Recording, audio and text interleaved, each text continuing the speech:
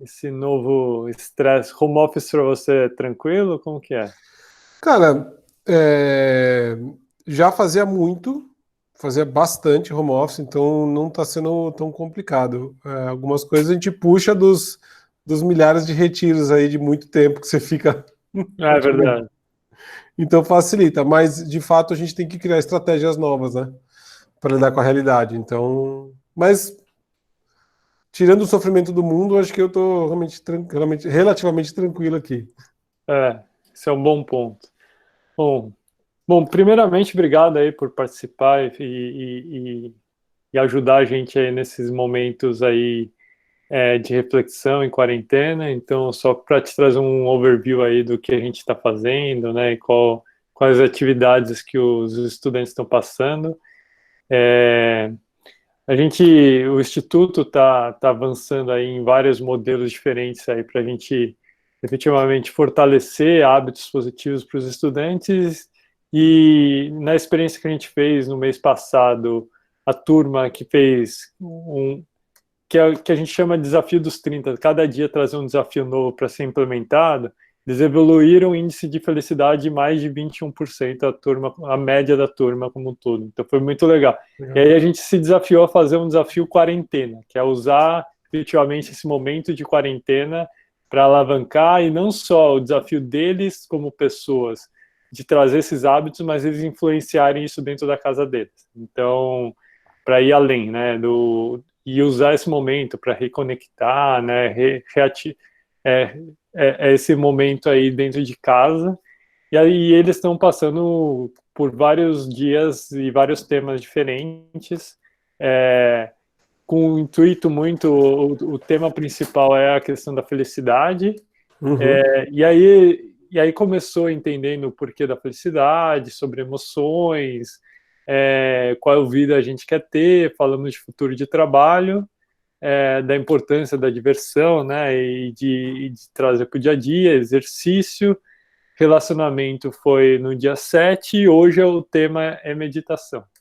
E aí falamos, quem podemos trazer, né, para falar sobre esse super tema e efetivamente mostrar e quebrar muitos dos mitos que a gente tem, né? Porque assim, muitos dos estudantes, pela minha surpresa, já têm algum tipo de experiência e já fizeram algumas práticas, mas o que eu acostumo em apresentações e lugares que eu vou, tem pessoas que nunca praticaram que tem uma dificuldade muito grande nesse começo. Então eu falei, pô, vamos trazer aí o Charles para trazer toda essa experiência, né,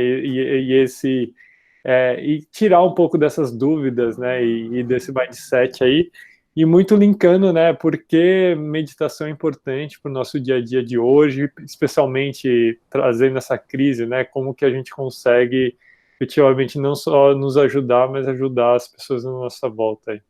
Então, obrigado por aceitar o convite.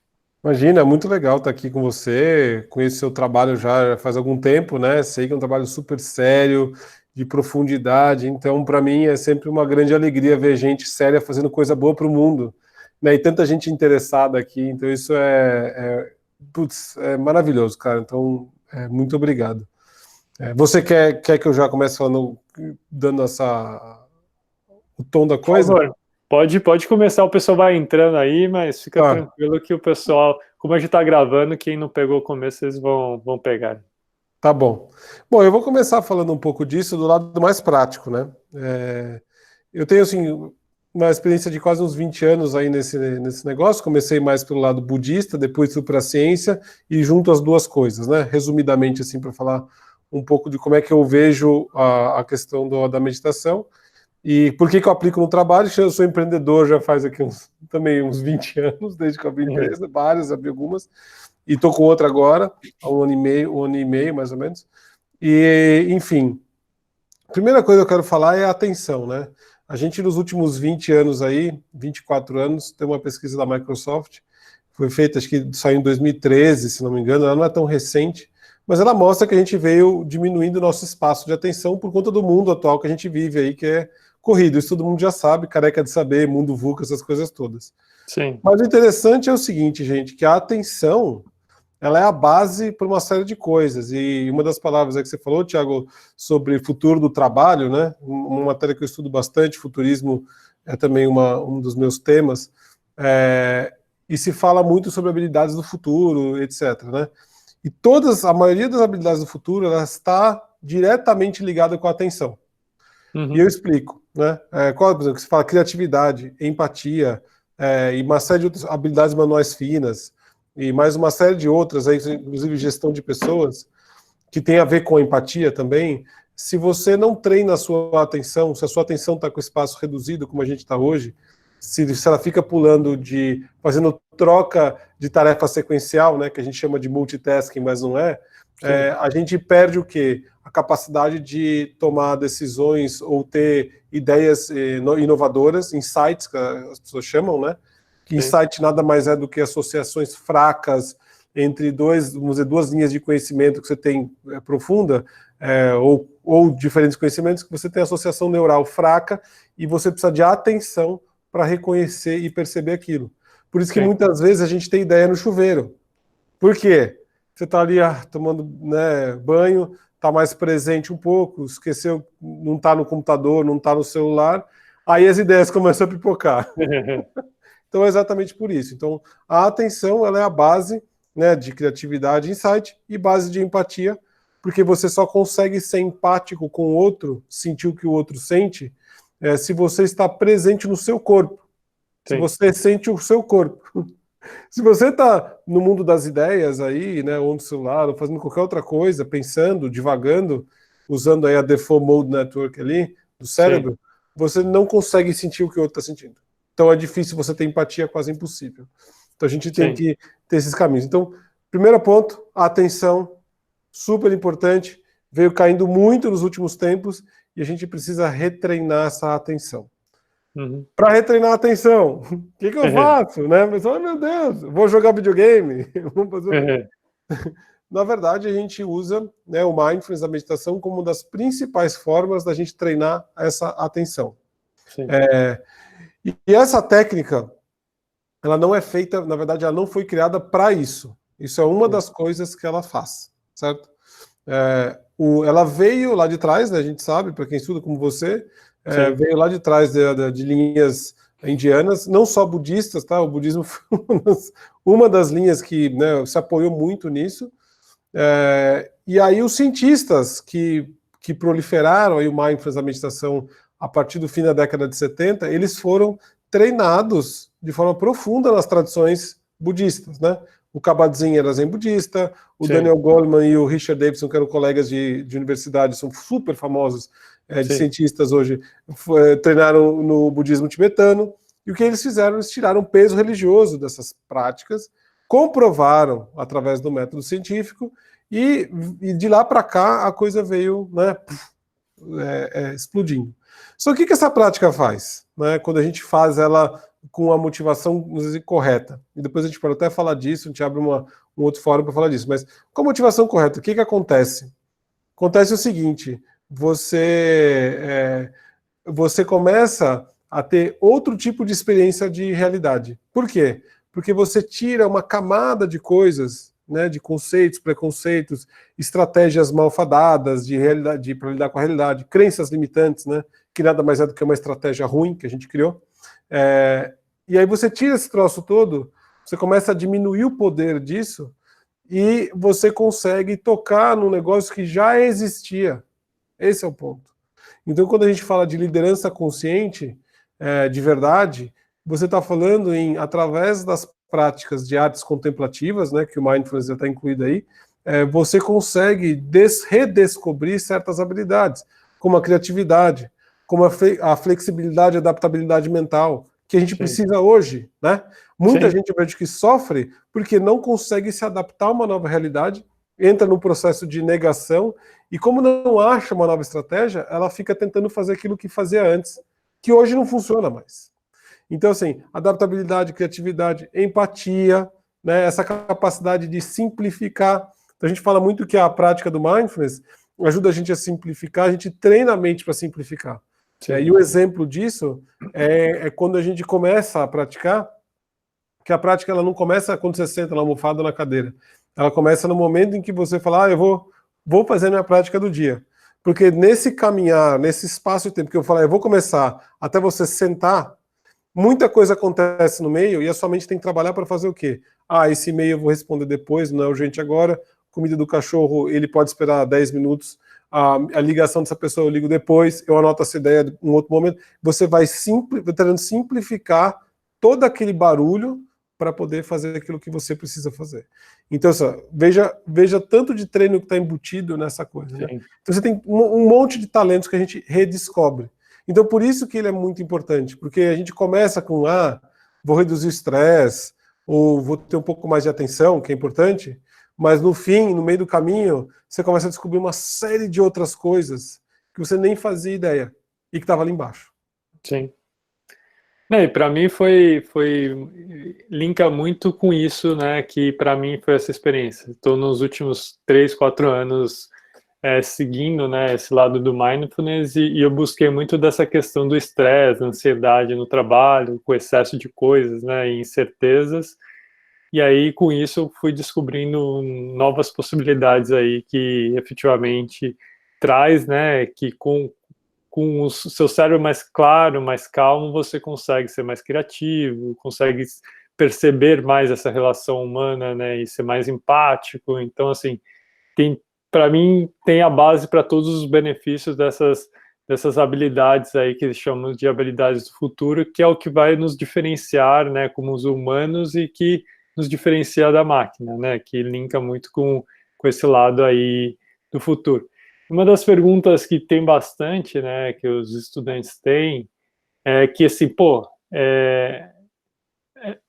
praticar e trazer para o dia a dia é bem difícil, né, porque nossa mente está 1 milhão, e aí se parar lá e... Qual dica aí você traz aí para a pessoa que está começando, né, e que, não consegue parar para se habituar, né, a essa prática? Certo, ótima pergunta. E eu vou responder de 2 formas aqui, do lado científico e do lado mais de experiência. Lado científico, o que acontece? A gente funciona, uma das formas de olhar para o cérebro não é, nossa, esse é o jeito de olhar, mas uma das formas a gente funciona através de uma certa monte de química que a gente tem aqui, certo?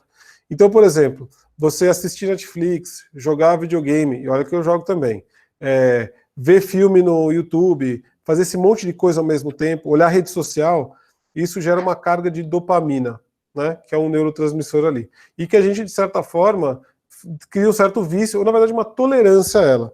Então, cada vez, por umas certas atividades que geram dopamina, você tem que fazer cada vez mais para gerar o mesmo nível de felicidade e você vai sempre buscar mais. Por quê? O cérebro percebe que você está produzindo bastante dopamina para determinadas atividades e ele cria mais neurotransmissores para isso. E aí a leitura, às vezes mais longa, o estudo de algumas coisas mais complexas e tal, ele diminui os transmissores, ou seja, começa a ficar mais difícil. Você vai ler, tem que ler um livro chato, sei lá, uma pesquisa, eu já tive que fazer isso na pós-graduação, ler uma pesquisa científica, que, meu calhamaço, explicando uma equação integral da amígdala esquerda, sei lá, que chato, né? Então, enfim, o que acontece isso é químico, né? E a meditação, idem, vou ter que sentar lá 10 minutos, ficar lá parado, sem fazer nada, coisa chata, né? Sim. Enfim, o que a gente tem que fazer? A primeira dica que eu dou para quem está, né, no excesso de estímulo e tal, a gente tem que fazer um jejum aí de dopamina. Infelizmente, para você manter a sanidade mental e a saúde do cérebro, você tem que diminuir essas atividades que a gente costuma fazer demais. Não é parar, mas é diminuir, fazer um certo jejumzinho mesmo. Então, se a gente está lá viciado em ver série no Netflix o tempo inteiro, ou fazer determinadas coisas que geram essa né, até ansiedade, eu quero fazer mais e mais, então a gente tem que, cognitivamente, né, mentalmente, dar uma diminuída nessas atividades. Essa é a primeira coisa, né, que ajuda bastante. Segunda coisa para quem quer começar a meditação é a motivação. Então, muita gente que começa, né, que nem você, né, Thiago, vai pelo estresse, pela ansiedade e começa a descobrir coisas novas. E aí você começa a criar novas estratégias também, em função dessas coisas novas legais que você descobriu.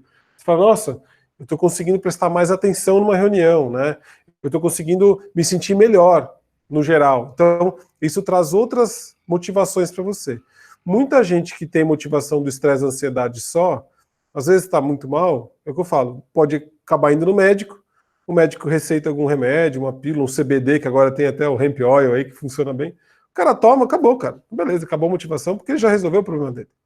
Mas a motivação do mindfulness, ela é muito maior que isso, né? E aí que a ciência, muitas vezes, ela peca, né? Porque isso eu falo porque eu estou bem envolvido com essa turma aqui também.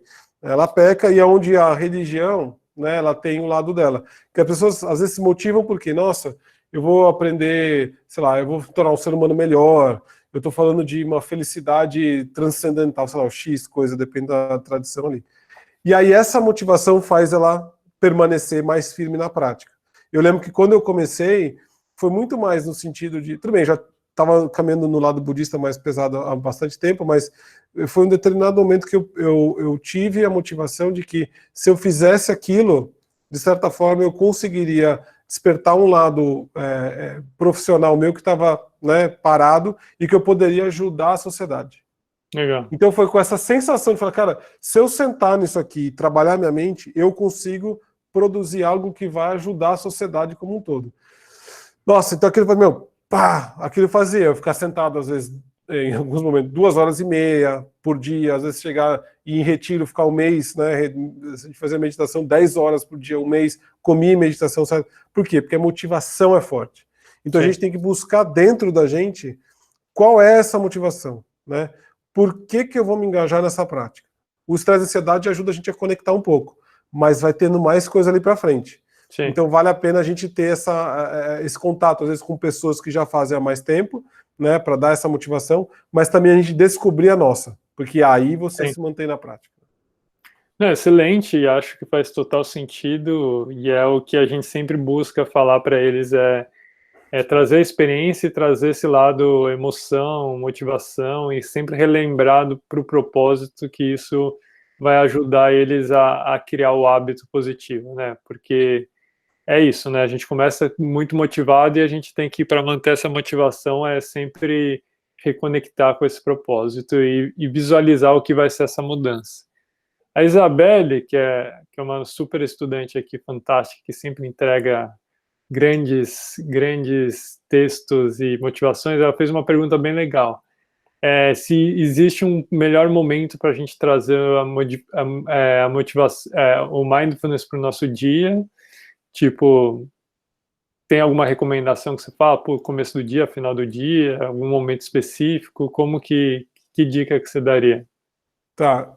Legal, essa pergunta realmente é muito boa, porque ela desmembra em várias coisas, né? A primeira delas a base da prática, de onde ela foi trazida lá de trás, é a gentileza. Gentileza primeiro com nós mesmos, né?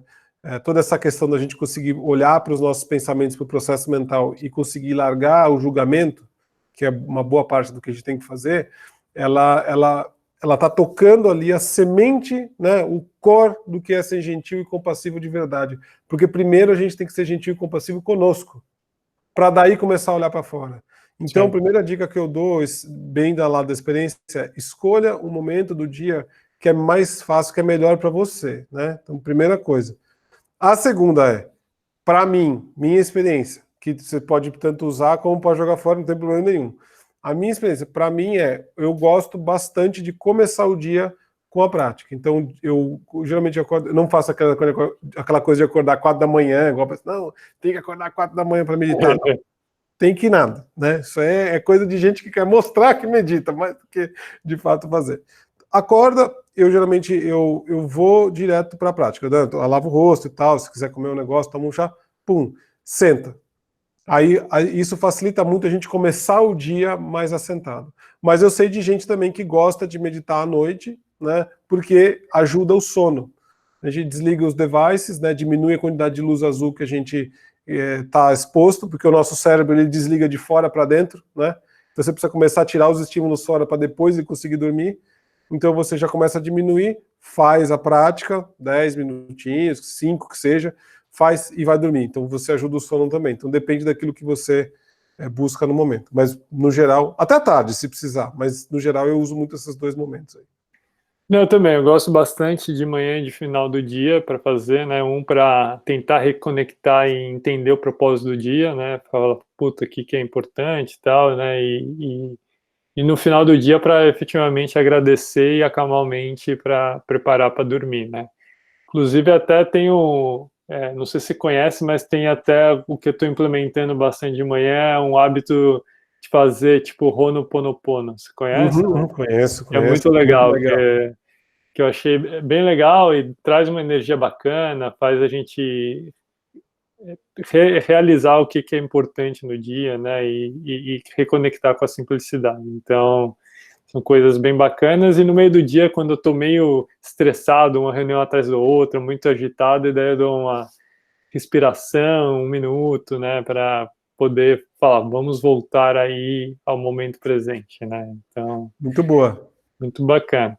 A Alessandra, outra estudante muito legal também que a gente tem, perguntou aqui se a prática de mindfulness, além de trazer efeitos positivos para a mente, ela também pode trazer para o nosso corpo. Sim, vamos lá. O que acontece? Uma das coisas principais do mindfulness é a gente, de fato, conseguir voltar para o corpo, né? Voltar a sentir, ter essa capacidade mais fina e aguçada dos nossos 5 sentidos, né? Muitas vezes a gente está percebendo, né? Os nossos sensores estão funcionando, mas a gente não percebe as coisas.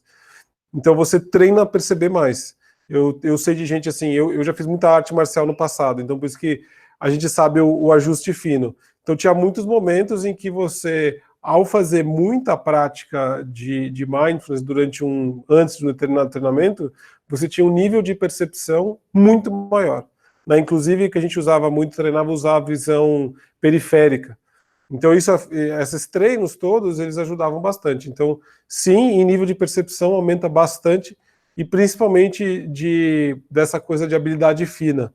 Então, eu geralmente sempre fui uma pessoa muito desastrada, quebra coisa, assim, então isso mudou bastante. Não é que eu não quebre nada, né? Ah, não, virou iluminado. Não, mas você quebra menos, você percebe um pouco mais, você sabe voltar a hora que você percebe que você não está ali presente. Então, tudo isso ajuda, sim, bastante. Eu acho que além disso, né, você acaba tem várias práticas de mindfulness até de quando você come, alimentação, né, então como você fica mais atento, né, você acaba não Sim. comendo no automático e acaba selecionando coisas melhores para comer, então isso ao longo prazo te traz vários benefícios, né, nesse sentido também, então isso é bem legal.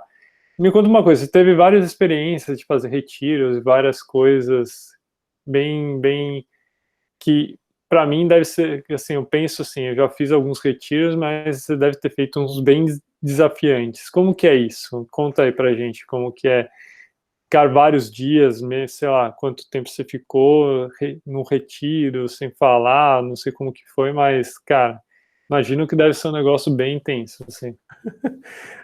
Olha, você falar para as pessoas falam, nossa, que absurdo, né? Porque muitas vezes eu às vezes dou aula, às vezes para iniciantes, ou pessoas que estão acostumadas com um pouco de tempo por dia, e que tá ótimo também, mas eu falo, a gente já ficou, sei lá, 10 horas por dia durante um mês, né? Fazendo isso aí. E a pessoa fala, nossa, é impossível, não sei o que. Na verdade, não é. A gente tem essa capacidade, é questão de treino, assim como um Ironman, uma coisa dessa, você vai aos poucos treinando e você consegue fazer isso. A experiência de retiro, ela é muito boa, eu aconselho para quem tem vontade de quem está no caminho conseguir se aprofundar, que nem você mesmo, né, já passou por algumas. Gente famosa faz isso, muita gente como o Yuval Noah Harari, né, que escreveu Sim. Sapiens, ele faz retiros de 2 meses a 3 meses por ano, né? Nossa. Bem aprofundado. E ele diz que a partir daí que ele consegue, de fato, ter, né, as ideias, escrever e manter o foco dele naquilo que é importante. Então, a experiência de retiro, o que ela faz? Primeira coisa, o que eu aconselho, né? Retiros de uma semana, que o pessoal faz muitas vezes, eles são os mais difíceis. Porque quem está no mundo que a gente está aqui, a mente, no geral, demora aí uns 4 dias, mais ou menos, para ela começar a entrar num estágio que você vai conseguir manter ela mais estável ali. E o corpo também. Então é comum na primeira semana de retiro o odor ser de Sim. gelol, né? Sim. A galera tá passando gelal em tudo quanto é parte do corpo, porque dói tudo, é um horror. Né? Mas, enfim, depois, nos 15 dias do meio, é uma coisa maravilhosa, porque você começa, de fato, a entrar no estado de aprofundamento da mente, que os pensamentos eles começam a diminuir mesmo. Não é, não é esse o propósito, né?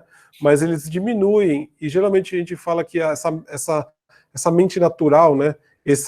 O observador que a gente observa através da meditação, sim, ele está no gap entre um pensamento e outro. Entendi. Então, naquele gap, quanto mais tempo você estende essa experiência, mais você está 100% presente. E aí eu digo, essa presença, ela é um nível que ela vai além do físico só. Uhum. Eu lembro que em determinados momentos você estava tão presente que você não estava nem... você sabia que percebia o corpo e tudo mais, mas é como se a sua presença fosse muito mais do que simplesmente aquele corpo. E tudo que estava acontecendo na sua frente era meio que você não precisava nem pensar, sabe? É como se andasse, as coisas aconteciam e nada afetava, assim, de fato. Então é uma experiência muito profunda de investigação da mente. E aí, assim, lá pela última semana, nos últimos 3, 4 dias, a sua mente já começa a voltar para cá. Então é normal um fluxo de pensamento mais rápido e tal, mesmo que você está no estágio conectado mais profundo. E o interessante do retiro é que ele só termina quando você volta, não quando ele termina lá. Você tem que voltar em sociedade. Sim. E aí, quando você fica um mês, mais ou menos, quando eu fiz algumas vezes, demora assim, uns 3 meses para eu conseguir ver televisão, por exemplo.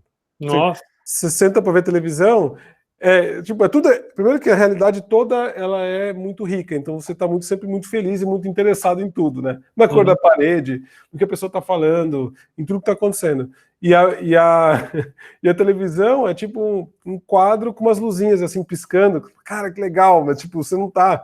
Aquilo é tão ilusório que você está conectado com a realidade, sabe? Então demora uns 3 meses mesmo para você começar a voltar mais a um padrão normal daquilo que você tinha. Mas eu realmente recomendo, principalmente para quem vai dar instrução de mindfulness, ou para quem quer, de fato, guiar grupo, de fazer retiros aprofundados, porque você começa a entender o processo da mente, e aí você, quando pega alguém numa turma, você consegue, de fato, se relacionar com aquela pessoa, com o que ela está sentindo. Porque você já passou por praticamente a maioria das coisas que eles vão falar, né? Não, faz total sentido, né? Porque engraçado você trazer até esse exemplo da TV, né? Porque é uma coisa que realmente antes eu tinha um hábito bastante de assistir TV em vários momentos do dia, e hoje, cara, raramente assisto um filme, assim, uma coisa ou outra, mas, cara, não é... tá de longe algo que tá constante no meu dia a dia, né? Então, acho que traz bastante essa clareza, né, para a gente do que realmente é importante para a gente e o que a gente quer nos conectar, né? Uhum. Teve mais uma pergunta interessante aqui na Gila. Ela pergunta, pô, eu tenho um ambiente super estressado no trabalho e tal, como que eu faço para trazer isso para o meu dia a dia? Tá, legal. Muito boa pergunta também, porque isso é uma das coisas que eu mais pego em ambiente de trabalho, quando a gente pega para trabalhar, né? Primeira coisa o que as empresas, as pessoas falam, tá bom, como é que eu faço o meu chefe meditar? Porque é sempre o problema do outro, né? Tipo, alguém que está estressado, que é super estressado, como é que eu faço aquela pessoa ali fazer? E na verdade, gente, o que acontece primeiro é a gente, né? Primeiro nós temos que fazer essa prática, a gente tem que começar a conseguir enxergar a realidade como ela é, conseguir perceber um pouco ser empático com a outra pessoa, porque todo mundo, isso aí vem um pouco mais da programação neurolinguística, mas todas as pessoas têm as estratégias que elas assumem, sejam para gerar estresse nos outros ou criar um ambiente ruim, teoricamente, ela na verdade tem como base fazer bem para ela. Sim. Né?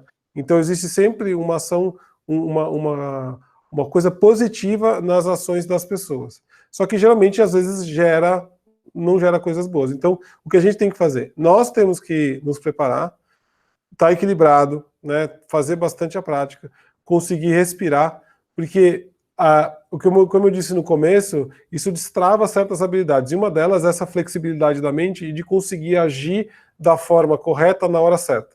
E esse agir da forma correta na hora certa, ele não tem regra. Não é eu vou falar para você, olha, para você ser uma boa pessoa, você tem que seguir essa cartilha aqui. Não.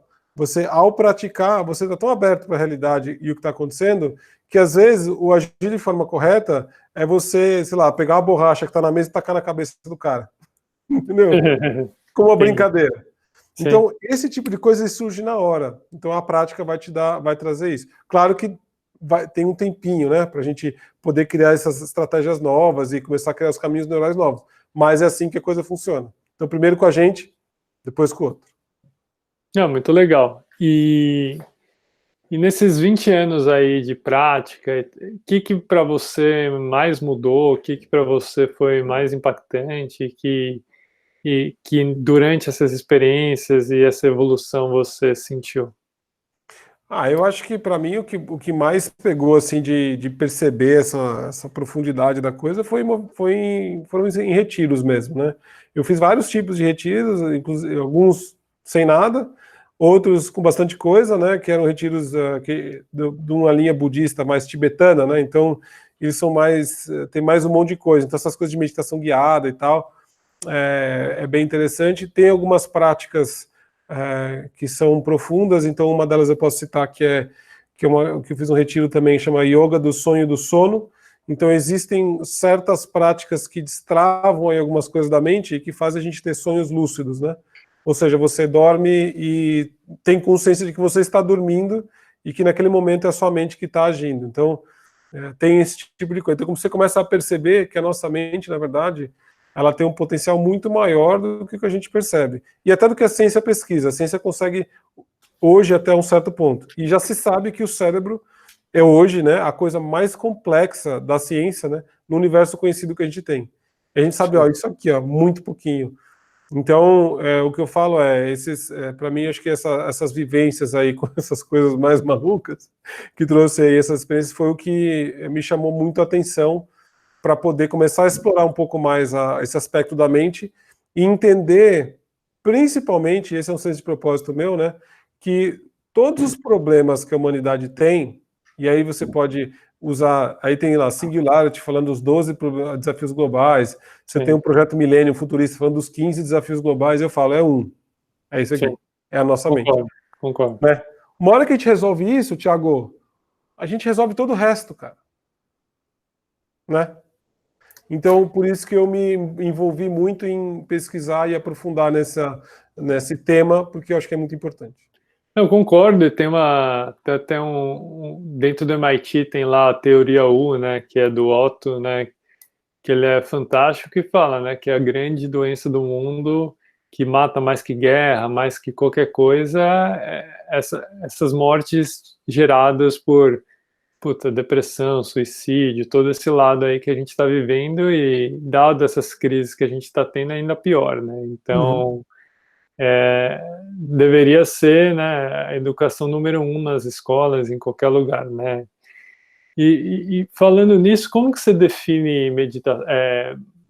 Primeiro, qual a diferença, né? Porque tem muita confusão que o pessoal acha que mindfulness e meditação é a mesma coisa, né?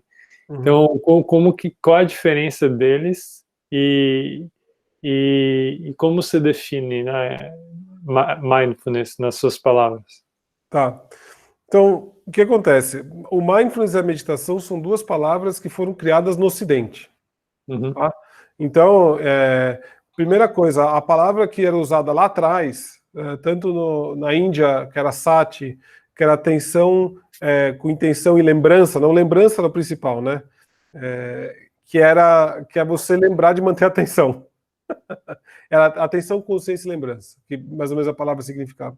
E no Tibete era gom, que significava familiarizar-se com algo, no caso com a nossa mente. Então essas são as palavras que usavam lá por essas tradições. Quando veio para o Ocidente, o pessoal quis fazer o quê? Bom, criaram essa palavra meditação para meio que denotar essas artes contemplativas que eram ligadas à religião. E o mindfulness, que foi a palavra que foi cunhada aí no fim da década de 70, disse pelo John Kabat-Zinn, existe uma disputa aí que eu fiquei sabendo, mas enfim, ele é o mais famoso, e foi a forma da ciência trazer isso sem o peso religioso, então inventaram essa palavra, que é traduzida em português para atenção plena, e que significa, né, segundo até o próprio Kabat-Zinn, que é conseguir prestar atenção com propósito no aqui e agora, sem julgamentos. Essa é a definição da atenção plena, né? Mas aí o que acontece, trocando na prática, o mindfulness, ele tem o mindfulness formal, que é a meditação sentada, né? Que é o que a gente costuma ver aí, até os aplicativos Headspace, etc., fala um pouquinho ali, dá essa instrução, que veio do Shamatha, que é lá de trás, é uma prática antiga, principalmente indiana, muito usada nas linhagens tibetanas, que é o que a gente chama de meditação sem forma. Ela tem pouca ou quase nenhuma técnica, e ela na verdade, vai trazer, ela vai treinar sua mente para desabilitar todo aquele processo que a gente criou de ter sempre um objetivo, né? Eu faço uma coisa porque eu quero chegar em tal lugar, então ela desabilita, ela vai fazer você está no momento presente aqui agora. Então vem lá de trás, mindfulness. Então tem a mindfulness formal. E como você bem citou o negócio da comida, você falou muito legal aí, existem as práticas informais de mindfulness, que aí você tem o mindful eating, né, que é o que você diz, é comer com presença, você tem caminhada, tem mindfulness de corrida, você tem várias formas de você trazer a atenção para aquilo que você está fazendo no momento. E aí os cientistas criam aí diversas coisas, tem o negócio da uva passa, que é um processinho para você provar a uva passa. Você tem lá mindfulness andando, né, caminhada, que é também da tradição, e eles adaptaram para a ciência. E tem, sei lá, várias outras tantas técnicas do dia a dia que a gente chama de mindfulness informal. Então, o que a gente pode dizer é que a meditação, né, ela é uma das técnicas, ela pode estar dentro do mindfulness formal, e existem essas práticas de mindfulness informal aí que a ciência traz. E você acredita que meditação é para todo mundo? Ou tem que é mais para algum tipo de pessoa? Como é o seu pensamento sobre isso? Tá. Eu vou até parafrasear um dos meus professores que eu gosto muito, que é o Michael Carroll, que é um ex-VP da Disney, que ele escreveu 3 livros sobre meditação, principalmente no trabalho. O cara é muito bom. Legal. Não, ele é fantástico. Eu depois até compartilho com você uma entrevista que eu fiz com ele, se você quiser mandar para os alunos aí. Sim, com certeza. E esse é um cara fenomenal. E ele fala uma coisa. Ele fala, existe uma coisa que, independente de quem você seja, o cargo, a profissão, a raça, o credo, que a gente traz para o ambiente de trabalho, né? Que é a nossa mente. Ou que a gente traz para a vida, que é a nossa mente. Então, o mindfulness, ele sim, essas técnicas servem para todo mundo, porque, na verdade, é a gente fazendo a nossa mente voltar ao estado natural dela. Claro que tem pessoas que muitas vezes têm algum tipo de dificuldade, ou mesmo alguma doença clínica, como eu já peguei algumas vezes, né? Gente com ansiedade muito pesada, ou alguma depressão crônica, e que precisa aí de tratamento médico para poder depois, né, começar a se engajar com isso. Mas, sim, serve para todo mundo, não tem ninguém que fala, eu não consigo. Aliás, em todas as aulas que eu tive, nesses últimos mais de 10 anos aí fazendo isso, dando aula, né, nunca tive ninguém que saiu da aula e falou, não, eu não consigo. Que legal. Isso é bem bacana, que em vários momentos que eu dou palestra, trago isso, tem muita gente que meio que desafia, né, e não... Um desafio no sentido, assim, que é algo novo, né, algo que é difícil mesmo você parar e concentrar a mente, não é algo que é instantâneo, né, então é algo que você vai praticando e vai ganhando essa habilidade, cada vez conseguindo ficar mais tempo com essa mente parada. E seguindo nessa linha de prática, né, e de quais dicas você traz para o pessoal que pratica? Existe uma posição certa? Existe um começo, alguma técnica certa no começo? Principalmente esse lado da respiração, né, que é bem falado, por que a respiração é importante, e por que a base da meditação, né? Então, para quem está praticando e gosta de praticar, às vezes quer entender um pouco mais, é sempre bom, a dica que eu dou é sempre vá se aprofundar um pouco mais nos conhecimentos e abrir a cabeça, né? Eu conheço muita gente que às vezes é formada em grandes universidades aí, em protocolos, MBCT, MBCR, MPHP, conheço vários aí, e a pessoa está travada ali naquele protocolo. Sim. E não vai buscar mais, aí trava o conhecimento, né? Então eu acho que é legal abrir a cabeça e buscar e sempre estudar, porque isso vai ajudar muito a entender o que está acontecendo. Lembrando que estas técnicas aqui, principalmente essa meditação parada, com o que eu disse, é pouca técnica e a gente vai treinar essa mente para ela mais ser do que ela ter, né, ou querer fazer alguma coisa, ela veio lá de trás, né? E lá atrás, nessas linhagens aí tibetanas, principalmente, os monges, para aprender essa técnica, eles precisavam de pelo menos uns 10 a 15 anos de prática, de outras coisas mais religiosas, de decorar sutra, essas coisas, para poder entrar nisso. Foi no fim, se não me engano, cara, foi em alguns meados aí do século XX, que depois, lá perto da invasão da China no Tibete, que os mestres começaram a soltar essas práticas, né, para a turma em geral, porque elas eram muito avançadas. Assim, legal. nossa, mas você vai perguntar para mim, nossa, mas isso é avançado? Tipo, só sentar, parar e ficar olhando para a respiração e tal? É super avançado. Por quê? Quanto menos coisa você tem, mais você está aqui parado, olhando para a realidade como ela é mesmo, e fazendo a mente voltar para o estado natural e você observar todo esse processo. Cara, isso daí não é simples, né? Eu falo, embora seja parece fácil, mas não é simples, e é um treino maravilhoso. Então, eu recomendo, obviamente. E a respiração, ela tem um porquê. Primeiro porque a gente está falando da respiração como sensação do ar entrando e saindo, né, do corpo. Segunda coisa, porque ela não é palpável. A gente não consegue pensar na respiração de ontem, nem na respiração daqui a 10 minutos. E terceira, porque um movimento é diferente do outro. Você nunca faz a mesma respiração. Na ciência já provou isso. Então, é um processo natural e que é muito importante para a gente que quando a gente presta atenção, você sai da respiração do peito aqui e começa a descer ela. E ao fazer isso, você, e aí cientificamente falando, você estimula aí o sistema parasimpático e você gera calma, gera atenção e gera uma série de coisas que é o que você geralmente precisa para lidar com a realidade à frente. Então ela é bastante importante nesse sentido. Né? Não, legal. E você acredita que essas organizações que estão com essas frentes, né, tem bastante organização com essas frentes de trazer mindfulness para os seus funcionários, para as empresas, você acha que tem grande impacto dentro da cultura, das pessoas, dentro da empresa? Como que você vê isso, esse movimento aí que está criando um movimento bem positivo para essa questão de mindfulness? Então, eu gosto muito dessa pergunta, gosto muito desse tema, porque é algo que realmente é uma das coisas que eu mais faço no dia a dia. Eu vejo alguns protocolos legais, alguns sistemas como é o Search Inside Yourself, né, que é bem legal. Embora o que acontece, algumas empresas, cara, pelo sistema que a gente veio vivendo até o corona entrar, né? Sim. Ele é um sistema que a gente está falando de soma zero, né? Zero sum game ali. Sim. As pessoas são muito competitivas, para eu ganhar eu tenho que perder, um excesso de velocidade. Então, muitas vezes o que eu vejo na grande maioria das empresas que querem trazer o mindfulness para o dia a dia, então o RH traz, aí de repente às vezes até a empresa se empolga, põe lá uma sala de meditação, só que o que acontece? Se você não tem uma cultura, se você começa a criar regras culturais, etc., aquilo ali acontece o quê? A primeira vez, um carinha lá, fulano meditando, tá gostou do negócio. Aí passa o chefe e fala, pô, vagabundo ali sem fazer nada. Acabou a meditação.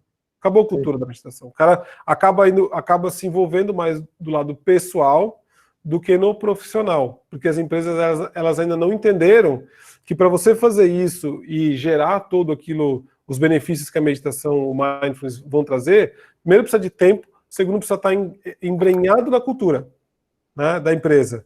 E não é embrenhado na cultura não significa que não toda reunião nós vamos parar um minuto e vamos fazer isso aqui. Não. Mas tem que estar embrenhado na cultura de entender que muitas vezes a pessoa precisa gerar pausa, que as agendas, que são tudo uma cheia de reunião atrás da outra, a pessoa tem que colocar uma pausa ali para poder respirar 10 minutos que seja. Eu já vi isso acontecer em vários lugares, né? As reuniões, elas têm que ser conduzidas de uma certa maneira em que você tenha, de fato, a atenção total da outra pessoa, sem os devices em cima da mesa, ou aquela coisa maluca das pessoas fazendo isso, desconexão. Então você vai usar o mindfulness, não só o formal, mas o mindfulness em ação. Então, para fazer isso, você precisa de um processo cultural, mudança de processos culturais, você precisa da alta liderança e você precisa aí de, no mínimo, 6 meses de trabalho para poder fazer com que aquilo funcione. Mas as empresas que fazem isso voam, né? E o nível de felicidade aumenta, diminui o estresse, criam-se grupos auto-organizados, você tem os campeões internos que vão puxar esses grupos, vão guiar as meditações, e tudo flui muito melhor. Não, muito legal. Eu também acredito muito nisso, né? Porque eu vejo muitas empresas falar, não, vou trazer o mindfulness para poder cobrar mais, né, exigir mais, e se não está comprado de forma, né, a liderança não adianta, né? Porque não vai conseguir ter esse efeito na cultura. E, e pensando nessa nova realidade do mundo remoto, né? E nesse ambiente que a gente está vivendo, como que você recomenda o pessoal trazer esse mindfulness para a família? Ou você acredita que é possível ter esses treinamentos online? Como que é a sua visão nesse sentido? Ótimo. Também tem um assunto que eu tenho falado muito com as pessoas. Eu fiz alguns webinários aí para grandes empresas nesses últimos dias, de mindfulness especificamente também. Algumas coisas a gente tem que falar. Primeira delas, para todo mundo aqui que está ouvindo, a gente tinha uma realidade, certo? E a gente tinha estratégias para lidar com essa realidade. Ela mudou. Existia um gatilho externo, uma pandemia mudou, a gente está agora fazendo mais home office, as pessoas estão aceitando mais, né, essas interações online. Então a gente vai ter que fazer o quê? Criar novas estratégias para lidar com a realidade, e isso vai necessitar que a gente tenha muita atenção. Onde é que a gente vai usar? Isso é a primeira parte da tua pergunta. Onde é que a gente vai usar essa atenção? Primeiro, para entender em que momentos que eu preciso dar espaço. Ou seja, eu não posso ficar indo de um call para o outro, porque isso, eu estou vendo muita gente fazer isso. Então, primeira coisa, ter disciplina, criar espaços entre as reuniões para poder respirar. Segunda coisa, ter um espaço de trabalho físico, onde é o seu local de trabalho, e entender que o resto é a sua casa. Você tem que saber fazer essa passagem. Terceiro ponto, muita gente fala e não explica por quê, mas você fala, não vai trabalhar de pijama, né? Põe uma roupa que você normalmente colocaria para trabalhar ou alguma coisa similar e vá sentar para o trabalho. Por que isso? Porque isso, na verdade, é uma pista para o teu cérebro. Se você está muito confortável com pijama, a sua mente ela não entende que está no trabalho, muitas vezes.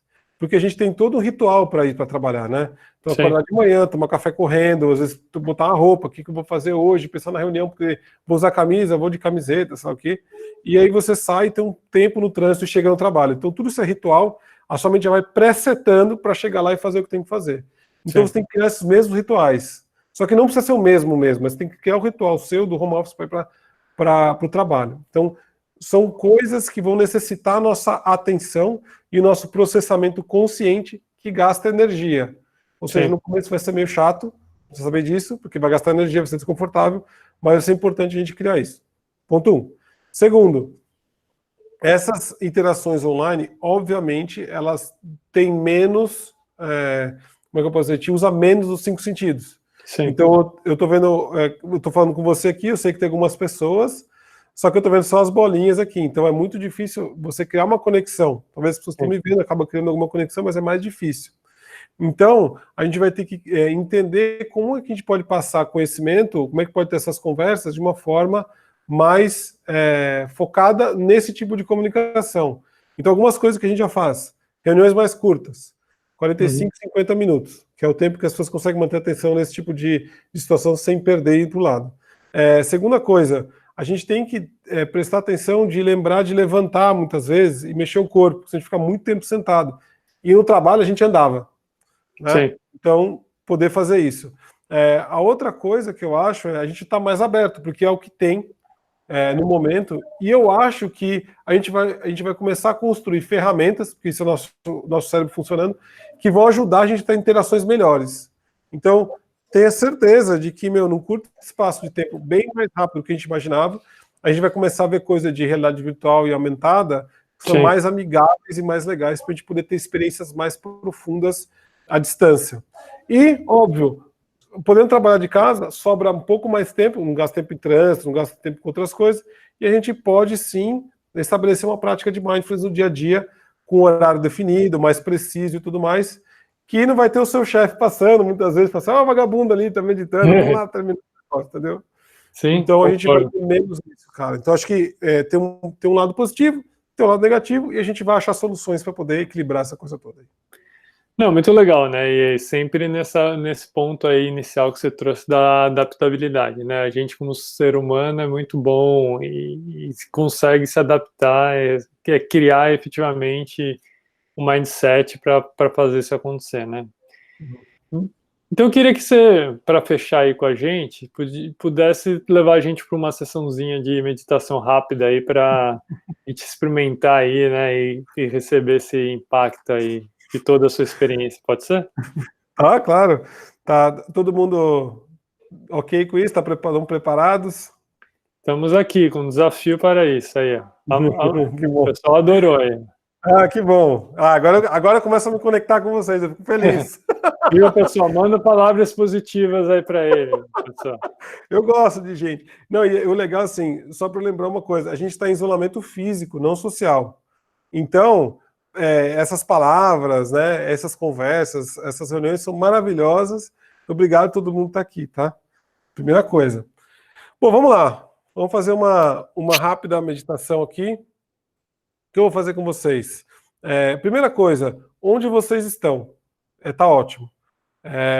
Se vocês estão sentados na cadeira, assuma a postura ereta, idealmente tentar manter a coluna fora do encosto, porque a gente, ao manter as costas eretas aí de forma ativa, né, a gente está fazendo um certo esforço, a gente libera uns canais aqui do corpo, tem uma teoria bem complexa do nervo vago, e que ajuda a gente a liberar esses neurotransmissores aí, que aumentam a tensão, dão calma e tal. Então é ótimo, tá? A postura, eu vou passar a postura para a gente fazer uma prática rápida, então. Então, coluna ereta, peito aberto, a gente está dizendo para a mente que a gente aceita a realidade à frente, não é que a gente abaixa a cabeça, mas a gente aceita a realidade que está ali. Né? O queixo um pouco para dentro, para não doer o pescoço, um pouquinho para dentro, língua no palato, no céu da boca. Para essa prática, a gente pode muitas vezes manter os olhos abertos, para quem puder, né? No geral, com a visada 1 a 2 metros à frente do corpo. Quem quiser pode fechar o olho, não tem problema. Os dois pés plantados no chão, tá? Quando a gente está com o pé assim meio para cima, naquela posição que está só encostando, né, a parte da frente do pé com os dedos, a gente tem uma tendência a alucinar, que a gente chama em hipnose, né? Ou devagar. Então, os pés plantados no chão dão a informação para nossa mente que a gente está presente aqui. E as duas palmas das mãos viradas para baixo, sem fazer essas coisinhas aqui assim, nada disso, né? São as duas palmas da mão viradas para baixo na coxa, normal, não tem mudra, né, que é o nome dessas posições, e simplesmente, né, aqui dessa forma. Então o que eu vou fazer? Eu vou tocar deixa eu ver se eu tenho será que eu tenho um gongo aqui? Eu vou tocar aqui 2 minutinhos, tá? Pra gente fazer com alarme, como eu tô sem nenhum tipo de aplicativo de gongo, eu vou botar aqui. E aí eu vou guiar vocês, tá? Então, vamos começar. A primeira coisa que eu vou pedir para vocês é que tomem aí 3 respirações profundas, percebendo todo o ar entrando pelas narinas, passando aí pela garganta, pela traqueia, inchando os pulmões e voltando, fazendo o caminho de volta. E a gente percebendo todas as sensações que esse ar traz no corpo ao entrar e sair.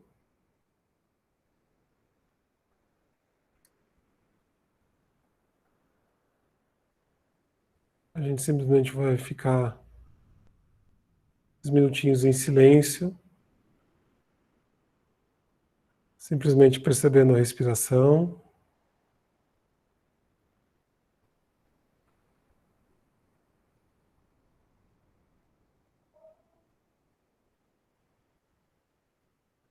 Se por acaso você pensar, não tem problema, simplesmente percebe o pensamento e, sem julgar, volta a atenção para o corpo, para a sua respiração novamente.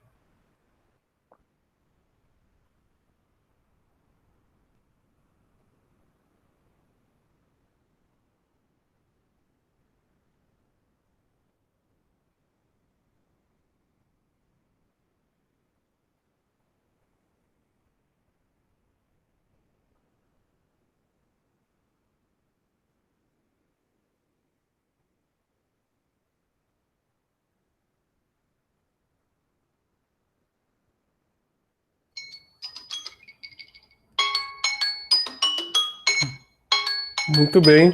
Opa, parou. Tá aqui. Beleza. O meu alarme ficou tocando, vocês perceberam. Mas, no fundo, é isso, né? A gente simplesmente parou para respirar, não tem absolutamente nada para fazer, é simplesmente perceber o pensamento, né? Às vezes ele é legal, às vezes ele é chato, mas voltar para a respiração, fazer esse caminho. Pode fazer isso 1 milhão de vezes, não tem problema, porque esse é o treino. O treino é um treino de percepção, não é um treino de acalmar. Você acalma como resultado, mas é muito mais um treino de percepção do que de acalmar. Então esse é o processo como um todo, né? Sensacional. Eu adorei assim a conversa que a gente teve, aprendi bastante. Convido os alunos aí, o pessoal a escrever aí uma palavra final que ficou para vocês dessa conversa aí, para agradecer a disponibilidade, super coração aberto que ele trouxe aqui para a gente, toda essa experiência. Então, assim, para a gente foi muito legal e muito bacana. Eu aprendi muito aí nessa conversa que a gente teve e com certeza a gente está nesse desafio aí de todos com o mesmo objetivo de criar uma sociedade mais feliz, mais plena aí, né, para todo mundo viver um mundo melhor para aí, ó, que legal, quanta coisa bacana. O Gratiluz foi muito legal. Você viu? Então, o pessoal é criativo aqui, né? Não, eu sei, eu já tinha ouvido falar, isso é muito engraçado, né? Eu adoro essas coisas. Não, pessoal, assim, é bom humor, tá? A principal, é igual o Thiago daqui, o principal ponto de quem pratica mindfulness é o bom humor. Então, bom humor é muito importante. Né? Essa é a última palavra que eu ia deixar para vocês. E obrigado, né, por todas as palavras aí. Muito obrigado, então, e vamos continuar aí em breve nos falando aí. Obrigadão, hein, Thiago. Valeu, gente. Quem quiser pode me Valeu. adicionar no LinkedIn, quiser falar, por favor, adicione no LinkedIn, agradeça por LinkedIn, vamos nos conectar que a gente aprendeu isso também, pessoal. Obrigado, Valeu, Thiago. Abraço. Estou à disposição aí, meu. Abraço.